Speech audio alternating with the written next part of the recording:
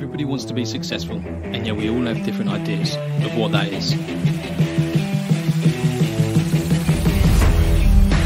Finding success is the journey we embark upon to go and get what's ours. We are willing to travel down within to find our greatness buried deep inside of us, questioning society's views and flipping the script, putting our own stamp on life. We're here because our future is within our control. Finding success is how we grab hold of what is possible. The relentless pursuit of success starts here.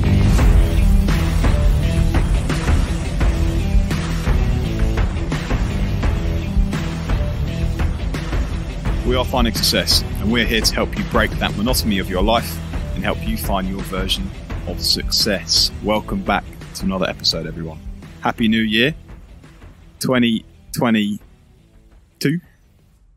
Kicking it off with the new year. I hope everyone's doing well. I hope everyone had a good Christmas and New Year's. But now we're back. We're back to releasing our podcasts on every Sunday. We're back to the daily grind. We're back to grafting.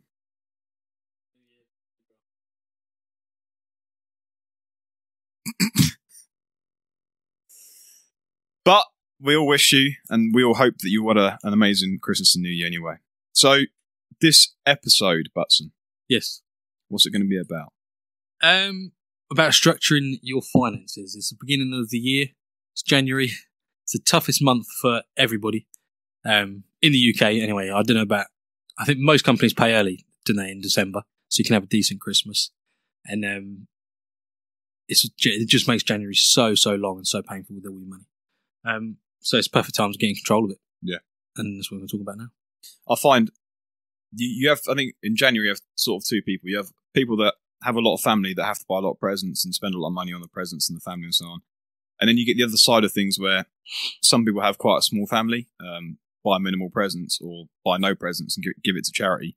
So you have two versions of people where they're very, very skint or they're not that bad. It's an average month for them. It's to and fro, really, isn't it? I think in this time of year.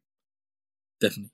And no matter which one you are, structuring your finances, it's going to help you out so much.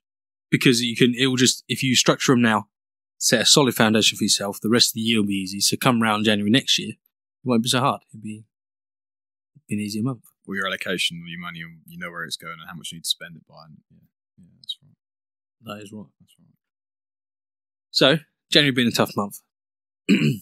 A lot of the reason is because people live paycheck to paycheck. Right? And what I mean by that is your money runs out by the end of the month and you're literally waiting on your paycheck to be able to go and get fuel for your car, to be able to get food. And a lot of people live like this. Fun fact, 40% of people in the UK live paycheck to paycheck. Do you know what? I thought that'd be higher. Did you think? Yeah, I thought 40% was that's quite a low. It is low, but it's still a huge amount. Oh, don't get me wrong, yeah, but for people that, when you think about the masses, people that work in big companies that just follow the day-to-day life, follow the crowd, 40% of people works. Another statistic is almost 68% of people can't cover a £1,500 emergency bill. No, there we go. And that's scary. Yeah, because that's showing how little savings people have. So they might not necessarily be living paycheck to paycheck on the border, but they cannot afford a car breakdown or a car crash or a washing machine breaking. Yeah. That's a bigger percentage. So that's a much larger chunk. 68%. Yeah. Interesting. In the US, for the paycheck to paycheck, it's 54%. So higher. So higher in the US. Much higher, as well as their population also being huge compared to ours as well. But I suppose in the US, everything's a bit more expensive, isn't it, as well? I think overall life and overall taxes are a bit higher in the US. Yeah. Which is probably why it's... Healthcare and... Yeah. So on and so forth. Yeah, fair. Maybe that's where the difference comes into it. But if they structured their money properly, they wouldn't have the issue. They wouldn't live month to month. That's right. So, for me, beginning with the structuring, for me, the first piece of advice I'd give to anybody looking to start is building the habit of saving. That is the most vital thing you can do. If you don't build the habit now, you won't get it. You hear people talk about, I'll start saving when I earn some money, or when I come in, next year when I get a pay rise, all this sort of stuff. you don't build the habit now, you're not going to do it when you get that new money. You're not going to do it when you get the nice £60,000 a year pay rise or whatever it is. You're going to spend it. You're going to swindle it away just like you do your money that you get now. And you're going to be in the same situation. Just more money going out the door. Yeah. When your pay increases, your living expenses will also increase if you're not already saving. Exactly. Yeah. And it's a terrible spiral. And again, huge. I bet if that would be an interesting percentage to like try and work out, or go and like talk to the people of the UK, see how many of them, when they get a new pay rise, do they go and get a new car? Do they go and get a new house? You know? How much do they increase their living expenses?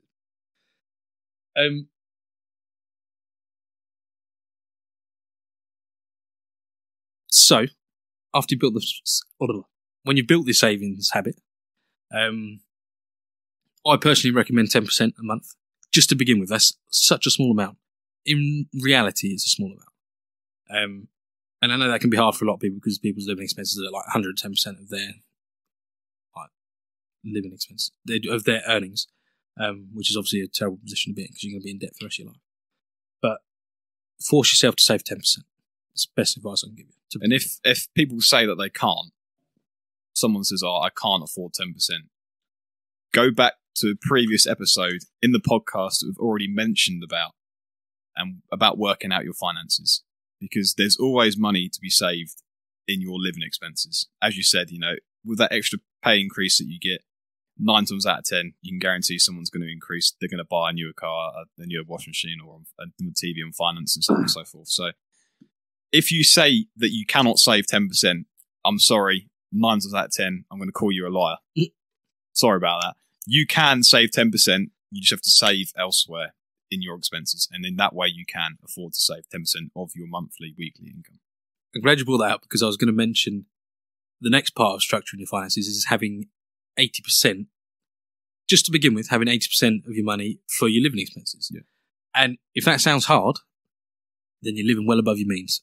Just like you're saying, if you cannot save 10%, you're living above your means. You need to cut your lifestyle down. And by living, what do you mean as in, what would you class under living? So, any subscriptions, like your Amazon, Netflix, your Disney Plus, all these sort of things that aren't really necessary. Your phone, I know they're essential these days, but you can cut a bill. You can cut your bill down on that. I know people paying £100 a month for a brand new iPhone. So yeah, it's disgusting money for a phone. You can literally you can chop that bill in half, like over a phone call, like just get a different phone. Car finances, that's probably the biggest one these days. I think I did some research. The average car finance in the UK was like £390 a month. A month, right? That is horrendously huge amounts of money. Just so you look better off, didn't you? Because you got a nice flash BMW on the drive. But if you can't save 80% of your money, you need to get a better car, or get a better car financially for your financial situation. Don't go ruining yourself just because of that. So the big ones are cars, phones, and subscriptions. So because people get in the trap of getting subscriptions that they forget they're paying for. Just $5.99 going out the door that they don't see on the bank statements because they don't check the bank statements. But it's still just it's just a tap you've left open. Your money's just pouring out. Yeah. So that's what you class as living expenses that are not necessary. Yeah. We're talking about Maslow's hierarchy of needs as in living expenses. So your house, your shelter, your warmth, your food, medicine. That is sort of what living expenses we're talking about here. We're not talking about the unnecessary products. So if you have got those unnecessary products that are luxuries, get rid of them and reduce your payments. And that way you can hit that 80% marker on your living expenses. And that way, just purely your living account is the house, food, medicine, water, heat, and so on and so forth. Yeah, I'm with you. Oh, sorry, I understand now. Yeah, that's the bare essentials in it that you need: the shelter, food, just like Maslow's hierarchy of needs. Yeah, if you can't live, if those things cost you over 80% of your wage, your earnings, then you're being ridiculous. Yeah, I agree. And then, so, quickly going back to the full structure. So you've got 80% for your living expenses, 10% for your savings to begin with, there's 10% left on the table. What do you recommend doing with that? So anyone in life, no matter who you are, you don't want to go and blow up the wall. You want to actually put it to good work. So we want ourselves to improve in some way of life, whether that is in being healthier. And obviously we've started the new year now, so this is the new year resolutions coming on and so on and so forth. You know, people are going to start signing up to the gym. People are going to start reading books or listening to Audible or whatever. And I would put that and class that as self-development. So meaning that extra 10% that you put into it can be a gym membership, can be books, can be a course. Seminars. Yeah, seminars, webinars, finding a mentor, you know, just some way improving your self-worth, improving your self-knowledge, self-development. Yeah, personal growth, networking skills, all this sort of thing. Just it's only a small amount again, but so for example, I used my personal growth fund for our networking event in London that we went to end of last year. It just came out of nowhere, didn't it? We were just like, oh, should we go to this? Came up. And I didn't have to worry about any of my finances for that month because it came straight out of that pot. Yeah. Train tickets, everything that night was paid for out of that pot.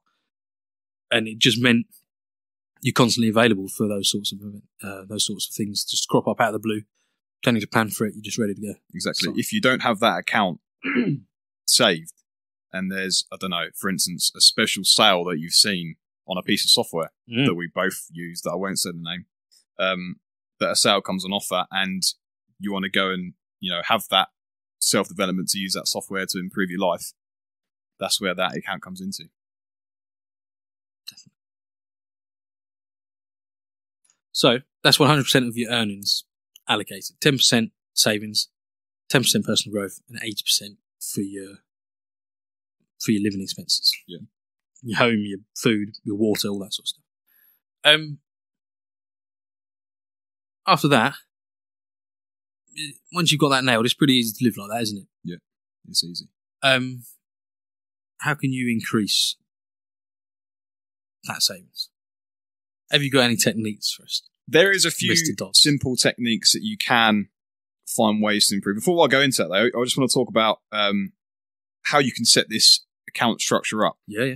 Because a lot of people have a primary bank account that the company that you work for or your partner that you work for pays into. So, you know, that could be with another bank, Barclays or Nationwide or whatever. So that's the main account that your money goes into. And obviously we spoke about 3 separate accounts here: savings account, self-development, and living. So how can you set up those accounts? Well, there's very simple ways. Online banking is now massive in our day and age. Technologies move very fast. We don't really need a physical bank. We don't need to walk into a physical bank and say, can I set up 4 accounts, please? We can do it all online now. And one of our favorites definitely is Monzo. I use it. It's a great bank to use. Very simple, very easy to use. And what you can do is, rather than having 3 separate accounts, you can have Monzo as your primary account and set up 3 separate pots. So, for instance, a savings account, a self-development account, and a living account. And all you can do is structure your payments. So 10% into your savings, 10% into your self-development, and 80% into your living. Already set, allocated, when you want it to come out, set the date, set the time, and it goes out automatically. So you don't have to touch or think about or go into your bank account, I need to pay 10% here, 10% here, and 8% there. Once you've figured it out, it's done. It's very simple, isn't it? So now you've worked that out and you set that up with a bank, Monzo, Starling, whatever. As you said, we can now work out how to go on. I was just going to say, just add to that, because you're spot on. The likes of Monzo and Starling are fantastic. But that goes hand in hand with automating your banking as well. Yeah. Like we spoke about in the previous podcast. So literally, you have no control over that savings. That 10% savings is going out. Without you pressing any buttons, it just does it. And that's another really good tip. Just automate it. It's so easy. You do it in 2 minutes on your phone. And you never have to, there's no, oh, no, I'm not going to send that much money to savings this month. It's just gone. Yeah. You don't have to think about it or go and actually physically do it. It's done for you. Removing the emotion. Which, again, is, we're getting off topic here a bit, I know, because we're all friends. It's one of the biggest financial increases to improve your own life. It's the simplest thing to do, the simplest task to do. But paying yourself first in that structure, that allocation, the way that we just spoke about is just a completely different way of living to a lot of people. It is. But that is why 40% of people are living paycheck to paycheck. You do this, you follow this.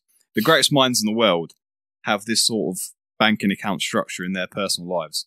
So why would we not follow it? It's fairly simple. The question is when. You do it now.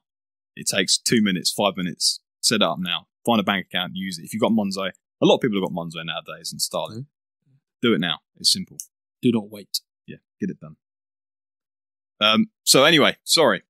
We were talking about increasing our savings or going to increase our savings. Now, as we said, with the likes of Disney Plus and Netflix and phones and new cars, we can always struggle to, and pay increases, we can always struggle to reallocate our money. We can always go, do you know what? I'm just going to get a new car. Extra £50 a month. It's not really going to hurt.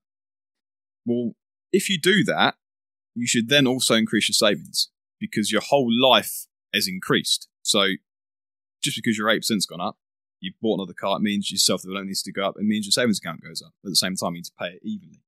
So 9 times out of 10, people can't afford to do that. So they won't. They'll realise, do you know what? I can't. I'll just live with the same car. I'll keep the same phone. And I'm going to find a way to improve my savings pot. Now, the finding success technique that we use here and that we teach here on the course is 10% every 3 months. We're going to sit down and work out and reallocate into our savings account. So, as we said, the start was 10%. 10% into self-development and 8% into living. What we do to fill that pinch every month, or every 3 months, we reallocate another 10% into our savings account. So, Butson, what will that increase to? For the first quarter, it increased to 11%.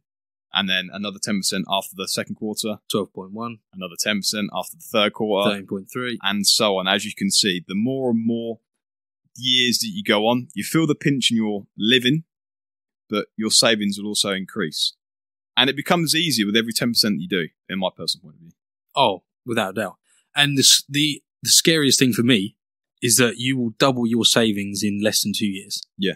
And it really is like, when I look at the money that I'm able to put away now, it's like, this is awesome. Like, you feel powerful doing it because it's big chunks of money. And it just motivates me more to want to keep growing and keep accelerating my wealth, etc., etc. It's just so simple, so easy. I can't believe more people don't do it. Again, it's another technique that, the top 1% use in their life to decrease their living expenses and increase their savings, But it's just something that's not spoke about. No. Because who wants to know how to allocate your bank account? It's boring. Yeah. But again, it's very important. It's one of the basics before you get into anything in life. It's one of the most basic things to do to grow. How old were you when you got your first bank account? Oh, mate. Like 14, 15? Oh, yeah, I think I was younger than that. Really? Yeah, probably. I probably was younger than that. It's mad, and right, your parents are looking after it at that age. But then there's never any education after that on how to use a bank. Here's a card. There's some money in it. Do what you want with it. Yeah. To earn some more money, you have to go to work. It goes in there, and that's it. That's go what to employers, they'll put some money in it for you, work harder for them, and they might put a little bit more in it. And that's it. And it's awful. So we're changing that. That's right. So anyway, talking about that, it is, again, I want to reiterate that very point. Increase 10% of your savings account allocation every 3 months, every quarter of a year, and just continue doing it. The question is, when do you stop? You don't stop. You just continue doing it, because eventually your living expenses will decrease because you're feeling the pinch every month. It becomes easier because actually 10% isn't that much when you think about it. You're going to save money in the long run. Your savings account grows. And there's another little bit that we're going to get into. Do you want to get into it now? About the next stage, where once you've got your savings, where does it go? We could do. It's a part of the structure in finances. So once you've actually got or continued to increase your savings, you could then go into investing, the investing side of things. So just because you've got money coming in and you're going to go, well, it's all well and good having this money in the bank account, but it's not going to work. The next stage is, from savings account, it also becomes an investing account as well. And that is why it's very important to increase that 10% every single quarter, because it works out, it grows your life in the long run as well. Exactly. So accelerating by 10% every 3 quarters, every 3 months, it's solid. It's absolutely bulletproof. And it also starts to motivate you to try and find ways of earning more money. When you start feeling that pinch and you say, I want to accelerate my lifestyle, but I can't afford it because my structure's not allowing it. It forces you to become creative and find ways of earning money. And that's, again, what we're all about here. We're trying to find those ways of earning money. One important thing that I'd like to say is we're not talking about being cheap. For instance, we want to live a prosperous and wealthy life and an enjoyable life. That doesn't mean we have to buy the worst product that we can possibly find because it's the cheapest product. We also want to live a happy life as well. Yeah, we want to live high quality, nice cars and nice homes still. Exactly. So just don't go scrimping on life completely to put maximum amount of money away. Still live your life happily, but just live it in a controlled expenditure way. And as you said, with more savings you put away, you want to increase and find a way to increase that living style, which means you're going to find ways of increasing your income. Don't go driving 10 miles down the road to fill up with fuel when you've got a fuel station right in front of you. Exactly. There's just no need. That's not an inspiring way to live. No. So going on to the investing, at what point do we go from savings in cash in the bank, not doing any work, to investing and putting money to work for us? So, again, if you haven't already, go back to episode 1 and listen to the podcast all the way through, because we already spoke about this next stage.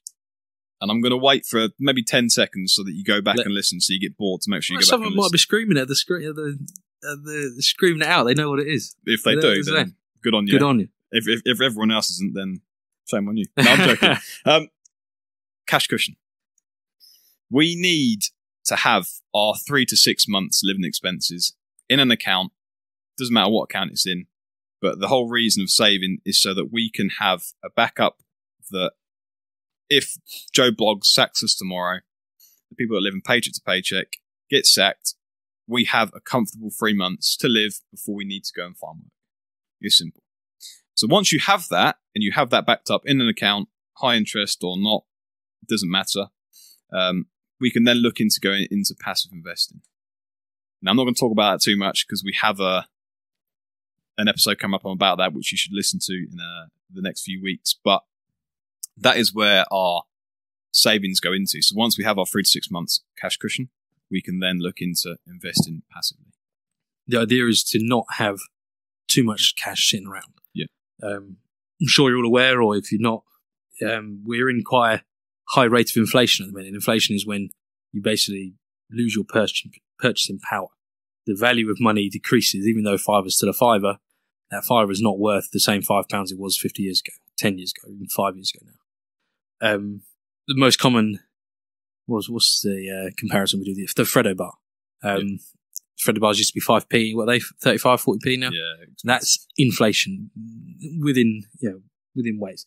I noticed my pasta's gone up by 10p at Tesco's.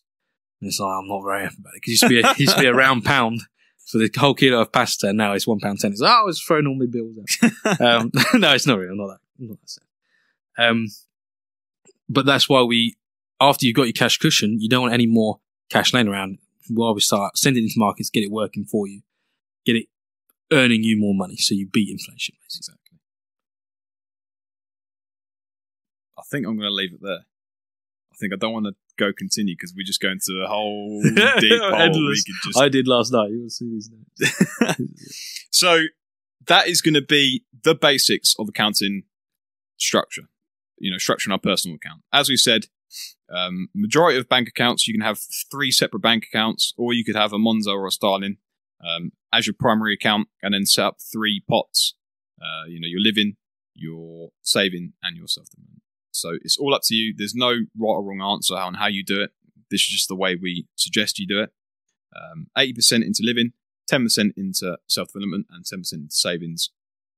100% the savings and the self-development is very important. You need to make sure that is 10% to start off with, and increase your savings every quarter by 10% to feel the pinch on your living expenses, and that will cause you to find new ways of finding income streams to keep up with your living expenses.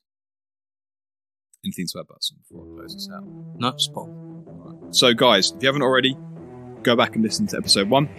Find us on Instagram, Twitter, YouTube, all the links below. But for now, success is available for everyone, so why should you settle for less? Obviously, we are not financial advisors. Should you need help, please seek out professionals. This podcast is for entertainment purposes.